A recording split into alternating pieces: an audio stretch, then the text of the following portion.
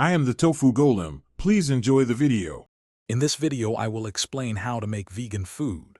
To begin, understand that vegan cooking focuses on plant-based ingredients entirely, omitting all animal products like meat, dairy, and eggs. This approach opens up a world of delicious possibilities using fruits, vegetables, grains, and legumes. You'll discover how simple it is to create satisfying and nutritious meals without compromising on flavor or variety. Let's dive into the essentials. Building a well-stocked vegan pantry is key to effortless cooking.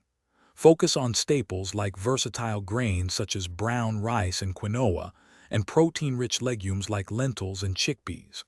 Don't forget healthy fats from olive oil or avocados. Plant-based milks, perhaps almond or oat, are excellent for smoothies and sauces. And for added crunch and nutrients, keep a good supply of nuts and seeds. These ingredients form the foundation of countless delicious vegan dishes. Making delicious vegan meals doesn't have to be complicated. Try a quick stir-fry with your favorite vegetables and some marinated tofu, ready in under 20 minutes. Or whip up a comforting pasta dish using whole wheat or lentil pasta, topped with a vibrant marinara sauce.